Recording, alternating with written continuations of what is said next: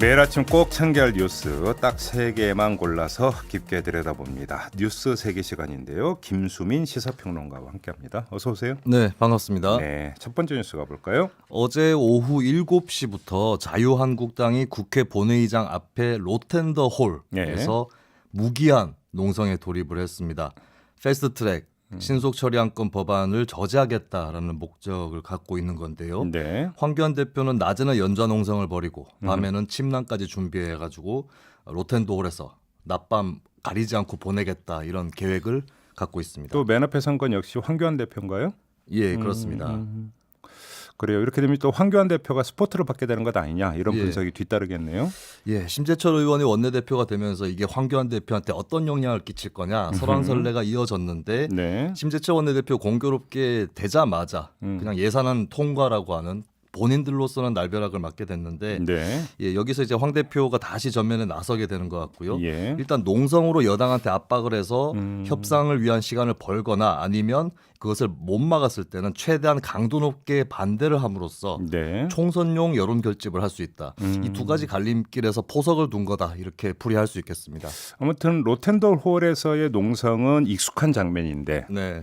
딱 1년 전인가요? 이때는 그 주인공이 다른 사람들 아니었습니까? 예, 그렇습니다. 당시에는 손학규 바른미래당 대표 그리고 이정미 당시 정의당 대표 선거 그렇죠. 예, 단식 농성을 했고 선거법 처리에 대해서 요구를 하면서 그렇죠. 또 당시에는 더불어한국당이라고 해서 더불어민주당과 자유한국당이 예산안에 합의를 했었던 손잡고 통과시켰죠. 예, 그런 건데 네. 이게 보니까 정권 중반기로 갈수록 여당이 작은 야당들보다는 큰 야당하고 직접적으로 협상을 하려고 하는 태도가 나타나고요. 네. 근데 총선이 가까워져 오면 거대 양당 둘은 다시 표밭을 향해서 어떤 표밭을 가르면서 강대강 싸움을 벌이는 네. 그런 패턴이 이번에도 나타나는 게 아닌가 싶습니다. 알겠습니다. 아무튼 저 관심사는 이른바 페트오 법안 처리가 어떻게 되느냐 이게 네. 좀 관심사가 되는데요. 저희가 잠시 후 2부와 3부를 터서 여야 원내대변인 통해서 두 당의 입장 자세히 들어볼 계획입니다. 잠시만 기다려 주시고요. 자, 두 번째 뉴스로 가보죠.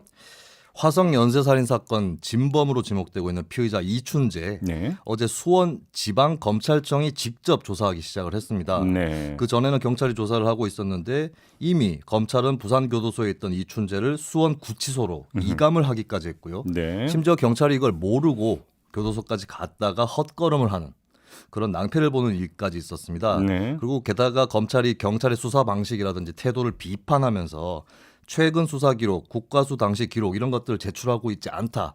비판을 한 상태라서 검경 간의 갈등이 또다시 불거지고 있는 그런 국면입니다. 갑자기 검찰이 등장한 걸 놓고 이것도 검경 수사권 조정 갈등의 연장선상에서 불거진 거 아니냐 이런 네. 분석이 나오던데요. 네, 때가 때이니만큼 그런 얘기가 자연스럽게 나오는데요. 네. 절차상으로는 특별히 하자가 없어 보인다는 그런 측면이 있기는 합니다. 네. 진범으로 몰려서 좀 억울하게 옥살이를 했던 윤모 씨 같은 경우에 검찰이 수사 촉구를 하는 의견서를 제출하기도 했고요. 예. 또 당시 수사 기록에 대한 의혹이라든지 예. 또 가혹행위 여부를 조사해야 된다는 필요성 이런 것들이 있기는 했었어요. 네. 하지만 어쨌든 간에 검경 간 최근 갈등 때문에 일단 주시 대상이 될 수밖에 없다. 네. 이것이 이제 좀 검찰 측에서도 참고를 해야 될 그런 상황이 되겠습니다. 알겠습니다. 연결이 되면서도 뭐 사안 자체는 별개인데 검경 수사권 조정 문제와 관련해서 검찰 간부들이 그 야당 의원들 만나면서 의견 네. 개진하고 있다. 이해찬 민주당 대표가 이걸 이야기하면서 이러다 계속 이러면 실명 공개한다 이렇게 경고까지 했어요.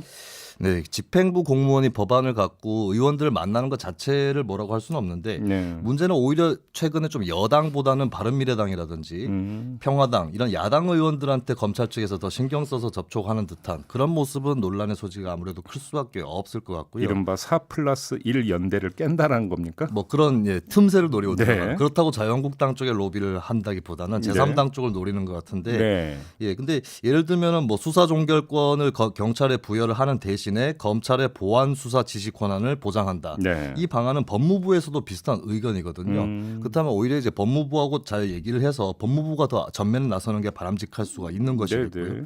그리고 어쨌든 간에 이 상황에서 어떤 사건을 조사하고 수사하는 과정을 보여줌으로써 이래서 검찰이 필요하다. 혹은 경찰이 더 힘을 가져야 된다. 이렇게 강변하려는 태도를 쉽게 취하려고 하면 네. 역풍이 불 수도 있다. 이거는 그러게요.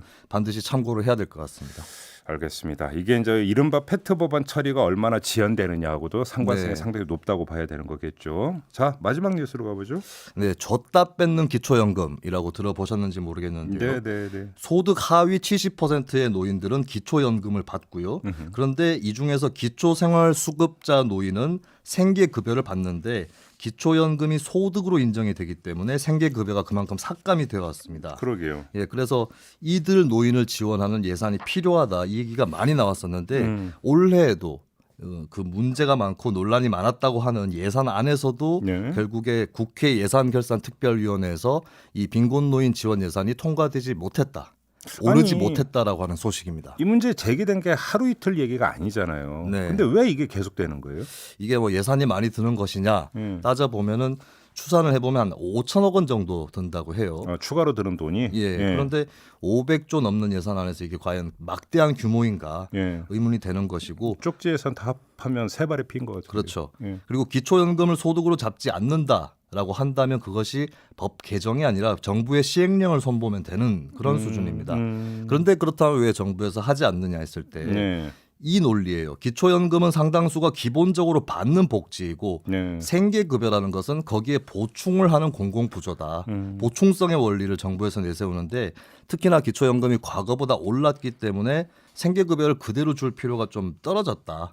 이렇게 정부에서 생각을 하는 것 같습니다.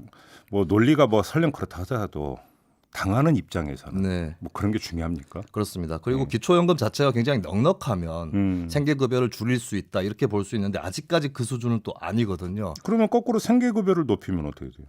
그래서 이제 생계급여를 아예 기준을 높이면 그것이 좀 삭감이 되더라도 손실이 줄지 않느냐 네. 이 의견 또 한편으로 나와 있습니다. 대표적으로 그 의견을 폈던 학자가 현재 청와대 사회수석으로 있는 김현명 수석. 교수인데요. 예. 근데 그렇게라도 뭐 방법을 풀어보는 그런 길이 있을 수 있는데요. 네. 근데 여기에 대해서도 뭐 노년 유니온이라든가 관련 단체들이 항의를 하는 것이 예. 문재인 정부 들어서서 생계급여 인상률이 그렇게 높지도 않았다.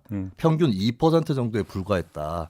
그래서 어떤 쪽으로든 좀 길을 잡고 이 문제를 해결해야 되지 않느냐 이런 지적은 계속 나오고 있습니다. 사실은 예산 심사가 제대로 되는 심사라면 정부의 어떤 그 정책 방향이 어느 쪽으로 가야 되느냐, 네. 정부의 어떤 재정 투입이 국민의 삶에 어떻게 도움이 되는 것이냐, 사실 이런 토론이 그 같이 되면서 예산 심사가 되는 게 바람직한 모습 아니겠습니까? 네, 그렇습니다. 이런 문제가 이제 바로 그런 경우인데, 요건 쏙 들어가 버리고 우리 지역구 예산 네. 이런 것들만 그것도 뒤에서 쪽지를 통해서 요즘 카톡을 한다고 합니다만 이렇게 돼버리니까 예산 심사에 대한 비판이기보다는 비난이라고 하는 게 맞을 것 같은데요. 예. 이런 얘기가 줄을 잇는 거 아니겠습니까? 그렇습니다. 가장 어려운 사람들을 먼저 챙기는 그런 예산안 심사가 되도록 해야겠습니다. 그러게요. 재정의 역할이 뭔지를 좀 국회의원들이 다시 한번 좀 생각을 해봤으면 좋겠습니다.